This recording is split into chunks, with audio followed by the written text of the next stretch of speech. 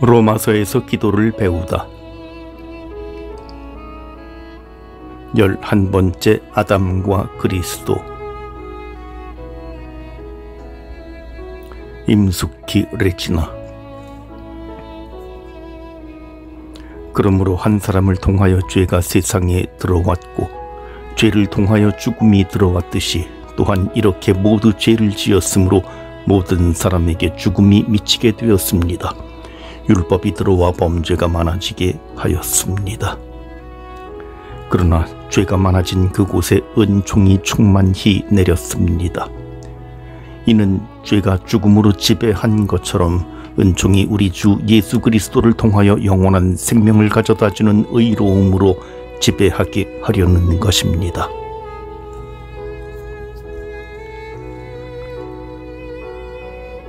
문맥 보기.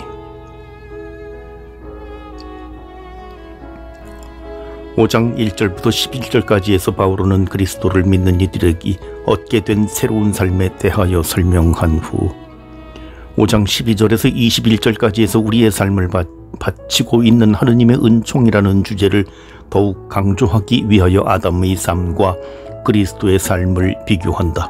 12절은 죄와 은총의 비교를 설정하는 인문에 해당한다. 그러나 곧이어 13장 13절부터 17절까지에서 아담과 그리스도를 비교하지 않고 잠시 멈춘다.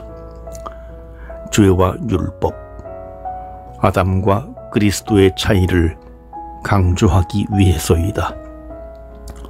논리의 흐름에서 벗어나 샛길로 보이는 13절부터 17절은 독자로 하여금 아담과 그리스도가 다르다는 것을 알게 하는 데 필요하다.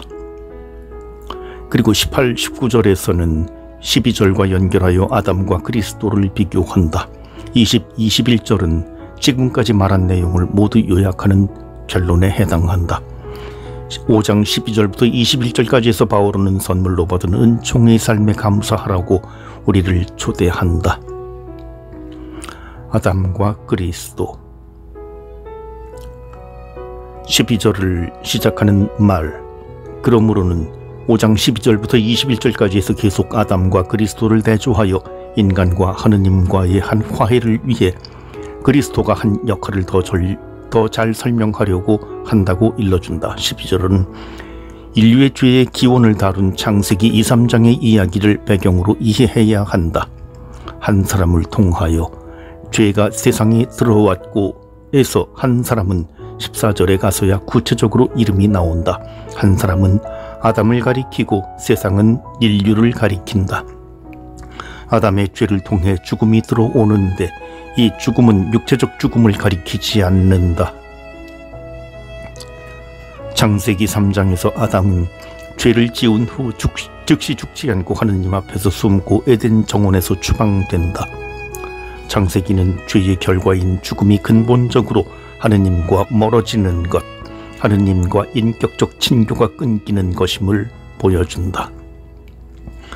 이런 관계의 상실이 아담의 죄를 통하여 세상 안에 들어왔다는 것이다. 이어지는 문맥에서 죄와 죽음은 인간 위에서 인간을 지배하고 노예로 만드는 막강한 힘으로 등장한다.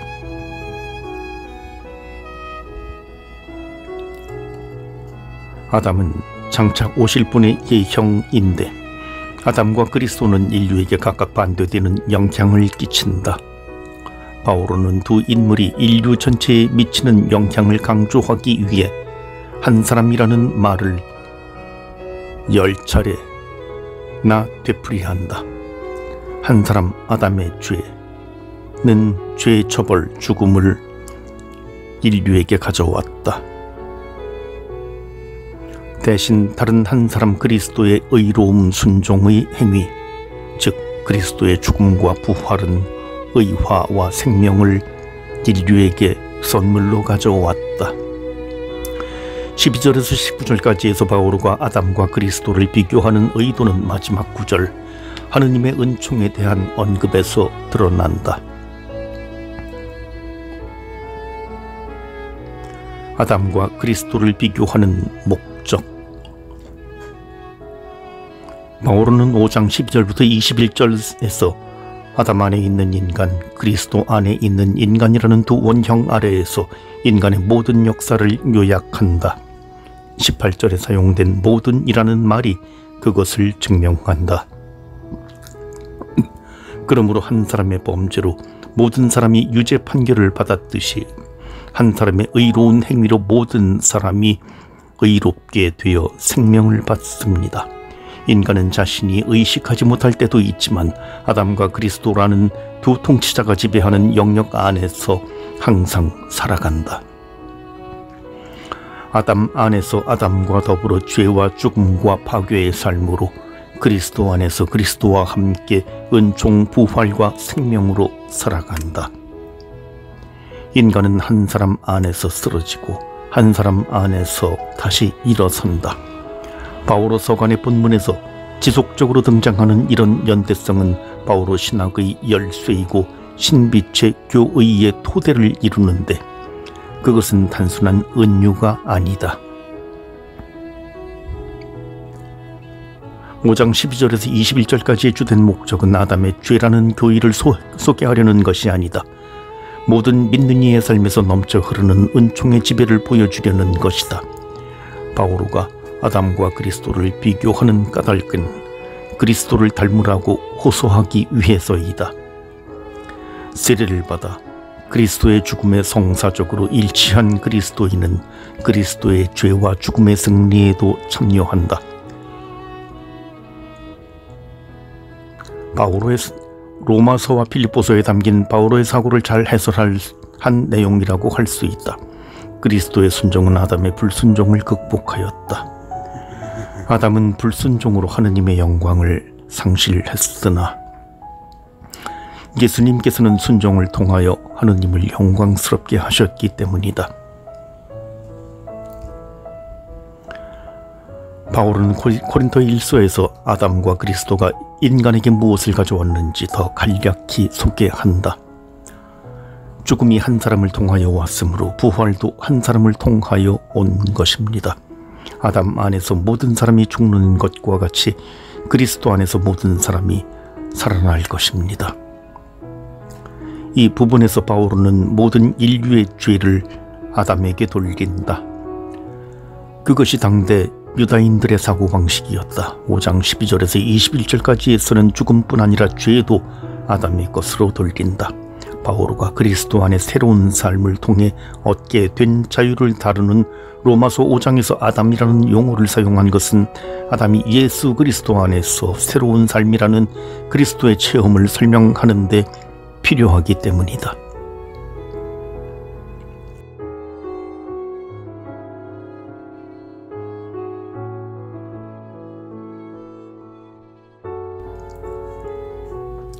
(20, 21절은 12절부터 아담과 그리스도를 비교해온 온 바의 절정 또는 결론에 해당한다.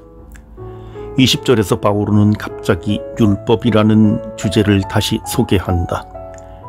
15절부터 19절에 길게 진행된 아담과 그리스도의 비교는 13, 14절과 연결되는데도 이 구절에서 제시된 문제에 답변하지 않고 지나갔기 때문이다. 율법이 없을 때도 죄의 결과인 죽음이 세상을 지배했다고 하면 왜 율법이 생겨났는가 하는 문제가 제기된다. 이에 대해 바오로는 기역절에서 명확하게 답변한다.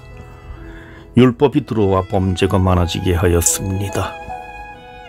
율법은 죄를 의식하게 할 뿐 아니라 하느님의 분노를 일으킨다. 율법의 규정은 적어도 인간이 알면서도 하느님의 뜻을 어기는 행위 때문에 죄를 없애기보다 죄가 많아지는 데 공헌하였다. 그러나 그리스도의 구속활동은 죄보다 우위에 있다. 죄가 많아진 그곳에 은총이 충만히 내렸습니다. 그리스도는 우리를 구원하기 위해 왔다. 그리고 그의 죽음과 부활로 우리에게 온 은총을 통하여 우리는 하느님 보시기에 의롭게 되었고 그리스도의 부활에 참여하게 된다. 그것이 바로 영원한 생명이다. 5장 12절부터 27절까지에서 아담과 그리스도는 비교는 아담의 죄가 아니라 그리스도에게서 비롯된 은총에 초점을 맞춘다. 바오로의 기도와 우리의 기도. 5장 12절에서 21절까지에서 바오로는 죄와 죽음에 대해 그리스도 안에서 주어진 은총에 대해 성찰하도록 출세한다. 인간이 숨쉬고 일하며 평온하게 산다고 해서 정말 살아있다고 말할 수 있을까? 겉으로 큰 죄를 짓지 않았다고 죄인이 아닐까? 바오로의 관점에서 보면 죄인은 하느님에게서 멀리 떠나 아버지와 친교하기를 거부한 인간, 그리스도의 얼굴을 외면한 인간이다.